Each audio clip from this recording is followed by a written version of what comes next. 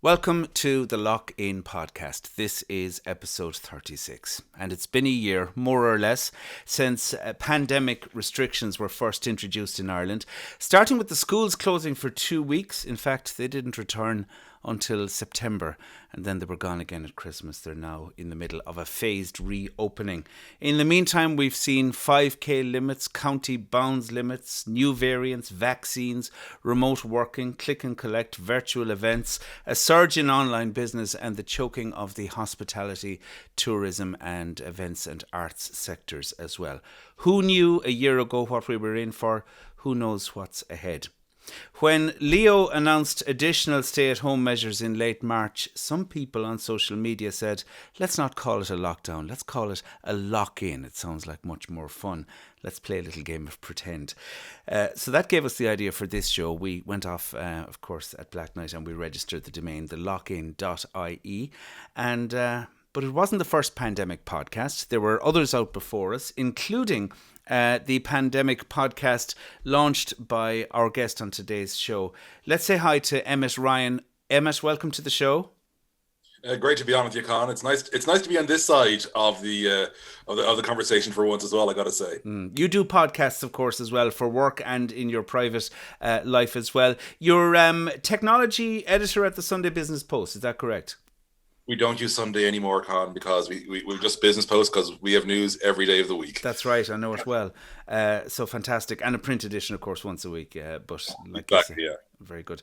And there's Connected Magazine and various other things like that. I'm going to ask you about your work in a moment. But first of all, tell me about that podcast. And I see, looking at you just now, Emmet, that wasn't your only pandemic project. That's some impressive facial growth in terms of the beard. It's mixed reactions to it. Like, so it was literally the day the then Taoiseach Leo Varadkar sent us home. It just had happened I'd shaved that morning. I typically normal times be in every 2 or 3 days guy shaving, And so I was thinking, well, I happen to have shaved today. And, you're kind of funny to see how crazy I can get a beard growing during this. And the original plan was, I was thinking there'd be a year before we were back to true normal. Obviously, it's been more than that now. But I thought that after about 4 or 5 months, we'd be doing something that was not fully locked in, not working from home. So that was my thinking. I was like, I'd do it for that long and then, go from there. But I've sort of reached a point now where when I get vaccinated fully, I haven't been vaccinated at all yet, obviously, because I'm still far too young and thankfully I don't have any underlying conditions. But aside from the bit of as reflux I've had this week, that's more because of the way I eat when I'm producing the magazine, to be honest. Unfortunately, it doesn't get me up the list. But yeah, so I was thinking, right, I'll do it once I'm fully vaccinated. I'll get rid of it. And the idea is sometime that week, because I want to make sure it's out of nowhere for my work Zoom. So that, if it's I don't want them thinking Emmet's vaccinated now, he's going to go and appear fully clean shaven. It'll be the week I get vaccinated, I will get rid of all of it. Okay, very good. You're going to spring it on people. It's funny, the games we play, the things we'll say, we're locked down, nobody knows how long it's going to last for. It's caused real difficulty and hardship for a lot of people in business and in private and personal life as well. And for many of us then, it's a question of, I suppose, trying to make the best of it, trying to keep ourselves distracted. You and I are both lucky to be able to work remotely, Emmet. But again, it still doesn't mean that everything is hunky-dory and all of that. You tell me about the beer podcast. What did you call it? And I must say, I said, now there's a man with a real commitment to media and to beer. Well, yeah, so it was Drinking Irish. It was a YouTube idea. And again, this is planning with, we'll be doing it at this level, as in the level we're still at now, for a reasonably limited amount of time, because we were all young and innocent then, Con. And I figured, right, I'll do a different Irish beer a night, because I was thinking, well, I've covered beer as part of my job, even though my main beat is technology, I've always covered beer a bit. And so it's like, I know a lot of these Irish breweries are going to be really feeling it tough. And a lot of people are going to be drinking more at home now for obvious reasons. And I was thinking, well, if I can just do my bit to try and introduce more people to Irish beers. So it was a different Irish beer every night was the idea. And yeah, it was a bit of crack, and it was finding all the breweries because, of course, one of the things, and I know you know this from your day job, like, Black Knight, the classic problem is that not everybody was selling online, even through a distributor, like never mind their own outlet. So it was finding Irish breweries who were online and then, finding the ones who were a bit late to the party, but then got online so you could find them as well, or who were available in some way through, because naturally, I'm lucky where I live. I'm in Rathmine, so I'm near some extraordinarily good off licenses. Even during the 2K limit, what was within my range was phenomenal. So I had great access in terms of direct personal access to trying different Irish beers. And but and that's a pure accident of where I live. Like, I happen to be in one of the best parts of the country for varied off licenses, if you know what I mean. And so that really helped in the early days. But obviously, it was like the likes of Craft Central. There was a few others, who obviously Beer Cloud in the Midlands got up and running as well, and different groups who were selling. But like, you even see it today. There are some regions where it's just a non-entity almost. Like, so getting hold of northern beers, like from the 6 counties, it's really tough. And I've talked to a buddy of mine who's a journalist up there, John Mulgrew, who has an extraordinary similar amount of interest. Like, he's a business journalist who's covered a lot of tech and who's mad into his beer and also covering the beer side of it. And like I said to him, John, you need to get all these bloody northern breweries online. Like, he lives in Belfast. He's like, living there most of his life, if not all of it. And it's like, oh, listen, don't get me started. Like, because, I could get like, Seamus, okay, who's down in Carlow with y'all, O'Hara's beers. His was an obvious a doddle to get because it's in both the shops and online. But you had lots of regional ones, which people wouldn't necessarily think that's easy to get. You had Ardkeen in Waterford, which is a food store. Like, it's sort of like, the Fallon Burn of the Southeast is how I best describe it. But their selection of regional craft beers was phenomenal. And so I had never heard of them before. Randomly, my outgoing flatmate, because he's moved out, but I'm still filling it in, he is from Waterford City. And he goes, oh yeah, that's a great spot. Like, because he just saw me ordering from Ardkeen. And it's like, oh yeah, I know them really well, because he'd know it from living there, like, as a younger guy. And so it was kind of cool to be introduced to all these new outlets. But yeah, I just wanted to have a bit of fun. And just because, I enjoy drinking beer doesn't mean I'm good at anything else. So famously, I couldn't pour a beer from a can to save my life, So you have these enormous heads. And the thing is, I'm doing it in one take because it was, for many reasons, but the big reason was time, because even though we're working from home and we don't have our commutes, I still feel the time pressure. And I always tell people, the drinking of the beer was the easiest part, because, the actual video recording, because I just press record, I'd pour the beer out, I'd have a bit of crack, talk for like 5 to 10 minutes, and that'd be, the show. But then there's the producing it, like, editing, even like, and I kept it as simple and basic as I could. But even with that, so much time goes into that. Like, that because you're producing a podcast with video. And so, and the amount of time doing one of those each night, I did get a new respect for people who are full-time vloggers. I will say that, like, because how so especially the gaming ones, to be honest, because even more than the the personal lifestyle ones, the gaming ones, the sheer amount of content they produce and the speed of turnaround they've got to go through in order to make sure that they're hitting their market, because a lot of people are doing stuff that's related to that day. It's phenomenal. Like, whereas with me, it was a case of, yeah. And it was something to do during lockdown. And I was lucky because I already had a good setup in my room, because I was looking to do more basketball videos, oddly, for basketball stuff I was into. But that would have been a far more occasional thing. And we're talking this before we knew what COVID-19 was. So I'd set up a decent home office already long before we knew what the pandemic was going to be. So I was very lucky in that respect. But yeah, it was just a bit of crack. And, I had my variety of baseball caps back when my hair was short enough to fit them, because now I couldn't fit one on my head. And yeah, it was good crack. And just really enjoyed it. And it was a great way to, like, get to talk to people about beer. Yeah. And you were saying to me earlier, you did 100 episodes, Emmet, which of course doesn't come close, I'd imagine, to exhausting the variety and choice of Irish craft beer. Do you think you might renew it or return to it at some point? I'd like to return to it, yeah. Like, I had like a month off after the 100th episode and did one, and I was to go weekly or bi-weekly then. But like a lot of people, it's the exhaustion. Like, for me, I was looking at it a case of the bit of whimsy, because, when we're in some pretty dark times and all the other cliches we can use, it's very important to have stuff that's just light in the truest sense of light relief. Like, that's got nothing to do with the chaos around us. And by the way, if you actually look at like history of warfare in Europe, there's an awful lot of focus on that, where like they made sure that there was true distraction, so you could turn your brain off for a few minutes from the horrors around you. This is obviously nowhere near that level of horror, but it's the same basic principle. It's interesting, Emmet. The first thing you said to me when we started this call, I said, "How are you?" And you said, "Bored and busy." And that Yeah. is what so many people, I think, don't, maybe not quite so succinctly put it into words, but it is an extraordinary kind of a sensation, isn't it? In some Oh, it ways, is. we have Yeah. more time on our hands. In some ways, we're starved for distraction, and in so many other ways, we're exhausted. Yeah, well, like, because I obviously have to acknowledge I'm lucky. I've had my job the whole way throughout as a business post, and I've got to cover some amazing stuff. But that doesn't mean I'm not bored, and doesn't mean I'm not exhausted from being so busy. And even when I've had time off, and I've had genuine time off, because normally when I have time off, like during real times, I'll use it to end up going on some mad busman's holiday where I'll still be kind of working. So I've been having legitimate time off during this, and I'm sure this goes the same for pretty much anyone checking this show out.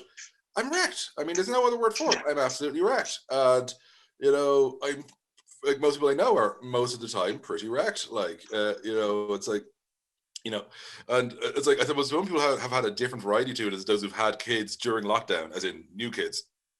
I know obviously parents of kids who were already around before the lockdown have their own stresses and have a lot of sympathy for them. And I genuinely can't empathize because I just don't understand it. But like, it's like for them, it's sort of, it's been that monotony. They've had the same basic challenge with their kids throughout the whole of lockdown. At least somebody with, a newborn during lockdown, while it's a huge, huge challenge, the one bit of envy is it's a change in what the challenge is. It's like it's something different. It might be horrifically hard working, it might be exhausting, but it's different, Con. And that's the one thing we've not really been able to get much of throughout all this is a different thing we have to deal with. It's funny though, I actually, as you mention it, I recall when my own were babies, Emmett, and it has actually some common elements in common with lockdown and that as well, in the sense that you don't know what day it is, you don't know what time it is, and it's basically more of the same for at least the first 4 to 6 or 8 weeks or whatever, when you're getting used to being in that new kind of a situation. Technology and business, obviously, Emmett, are what your stock and trade are, and what you work at, and you edit the technology pages in the Connected magazine for the Business Post. But you're also a huge sports fan, and Oh, it's always easy to get you to talk about that, especially basketball.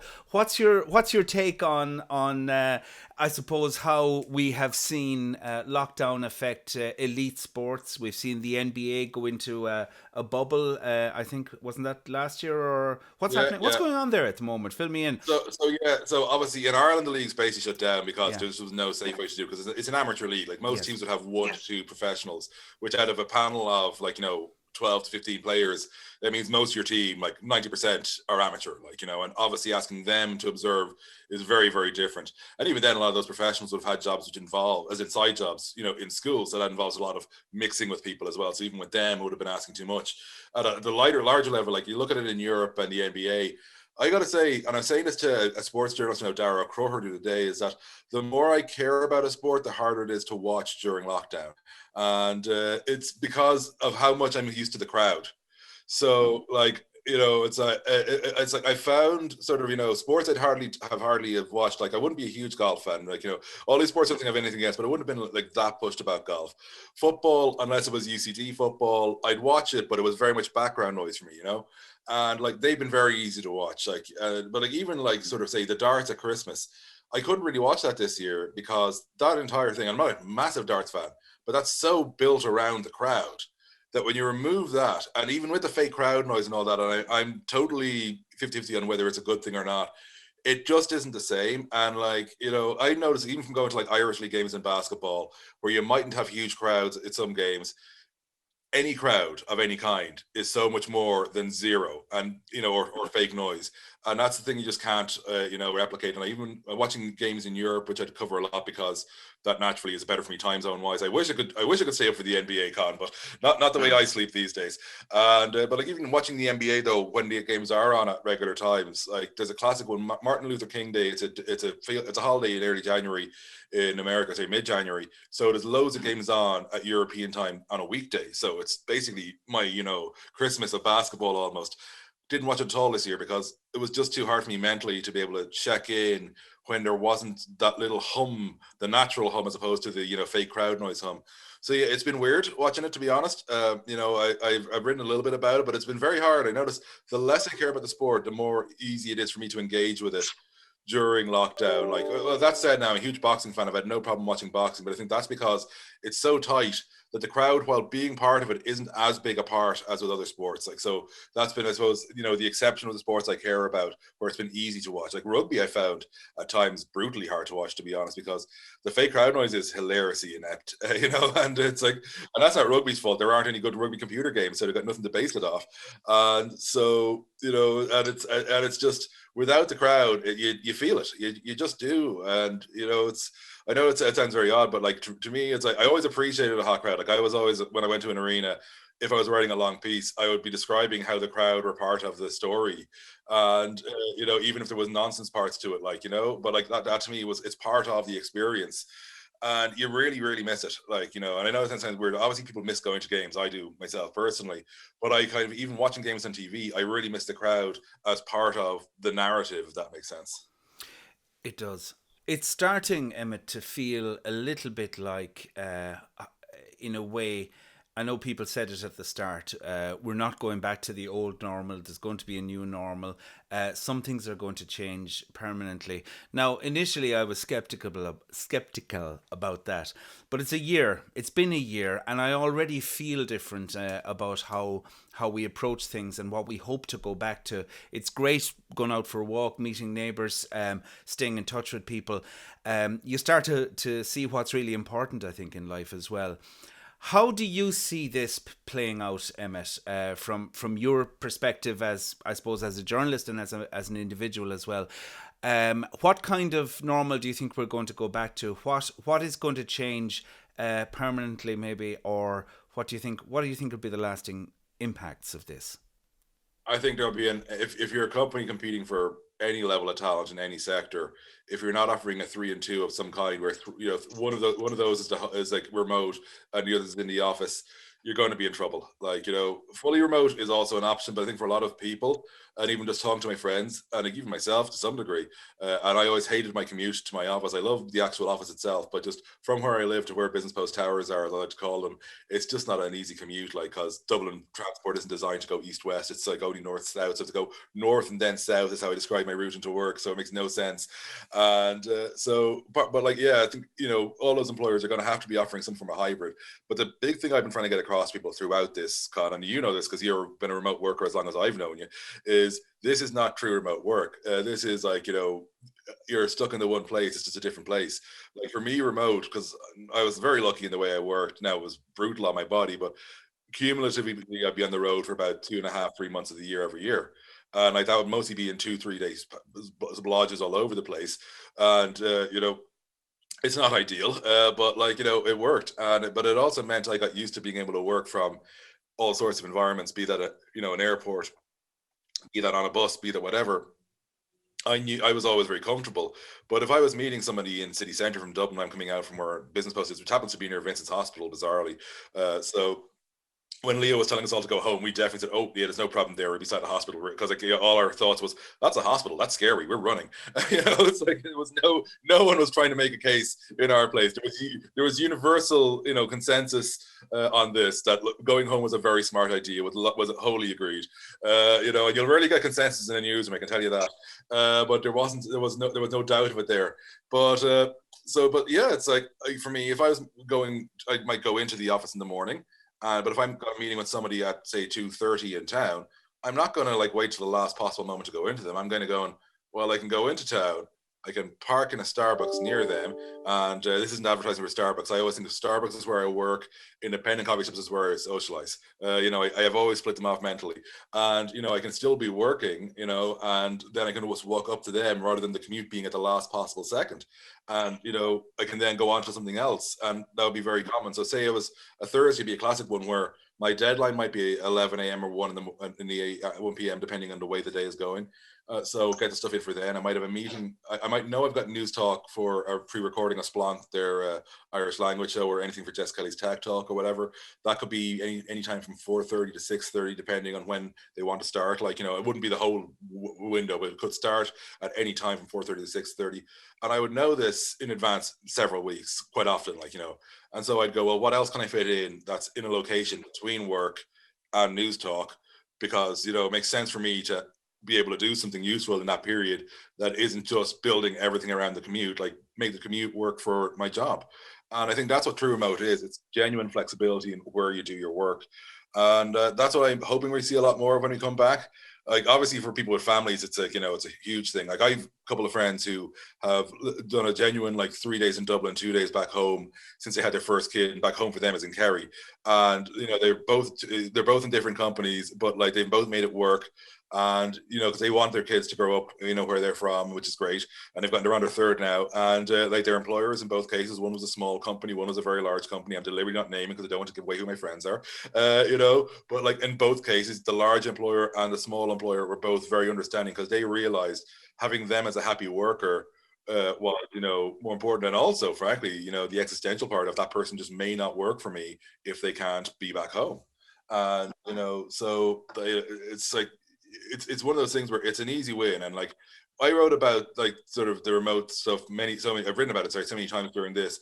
I said like about a year ago, like I think it was just about a week before, it was a Sunday before Leo sent us all home.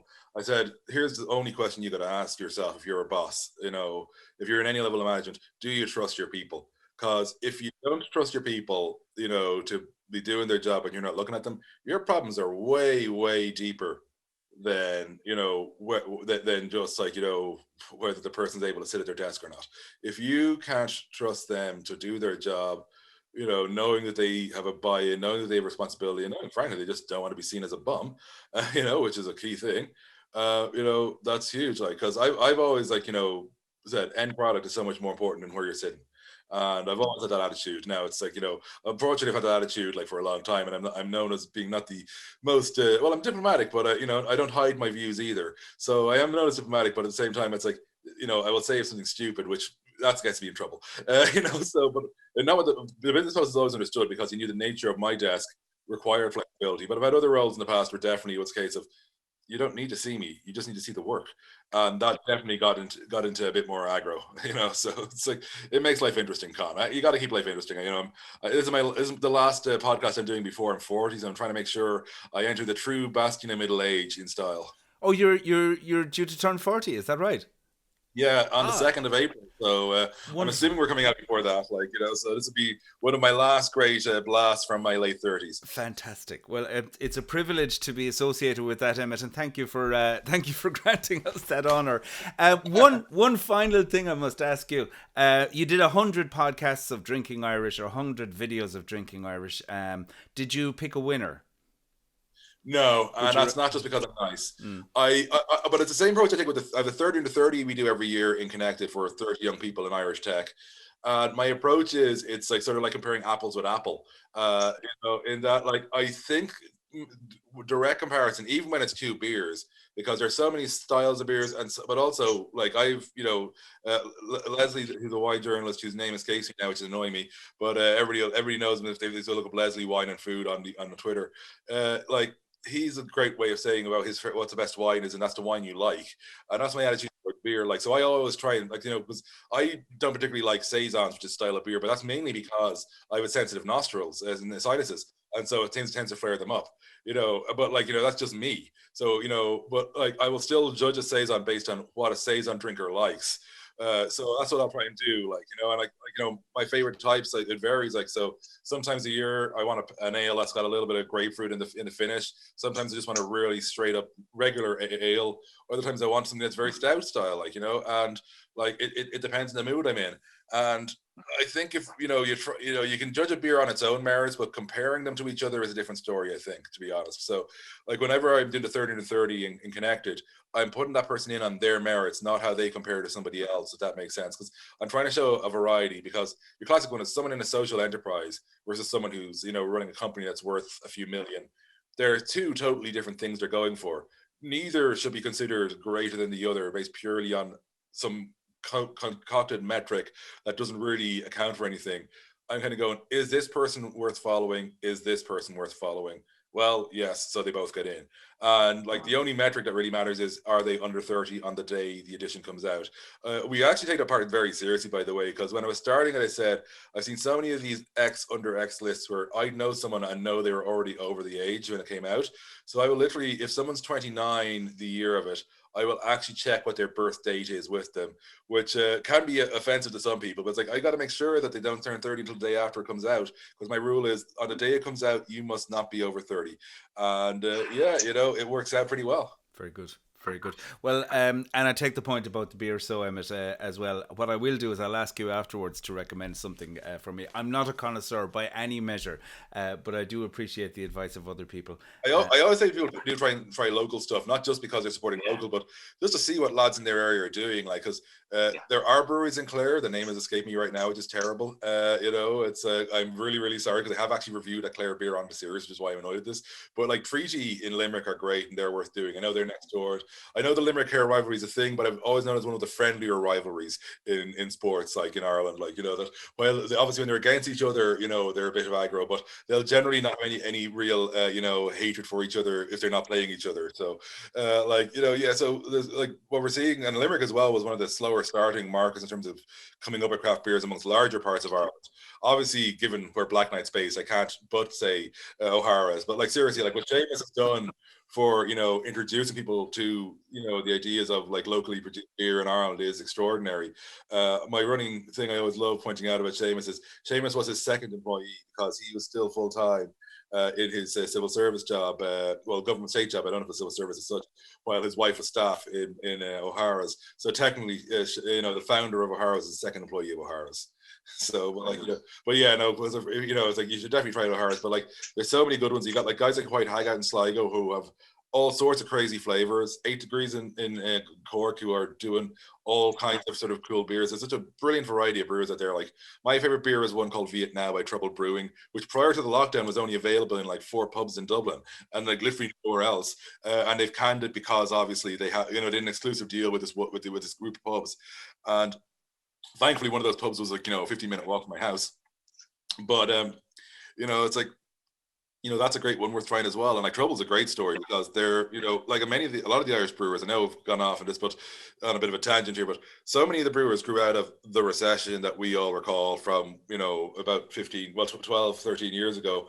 And basically a lot of them, people who were working in tech or other sectors, lost their jobs and had an interest in beer or had a passion for beer and decided to give it a go. And Trouble is a great one. Like, a couple of the lads were on like back to work schemes and started this up while they were doing it. And it worked out for them great. And like, they've been running a brewery for like 10 years now. It's phenomenal, like to see sort of some of these stories, like Metalman in Waterford, Grania and Tim. They predate the recession, but they're both ex-techies as well. There's so many people, if you look in Irish beer, who have tech backgrounds. It's ludicrous. We've gone off on more than one tangent, I think, Emmet. It's been wonderful chatting to you. Tangent. I know. It's like no, excellent.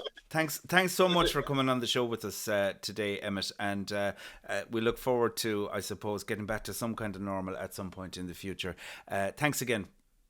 So thanks very much for having me, Con. And let's try and have some fun along the way, folks. Yeah, why not? Absolutely. That's Emmet Ryan. He's a technology editor at the Business Post and our guest on the Lock-In podcast today.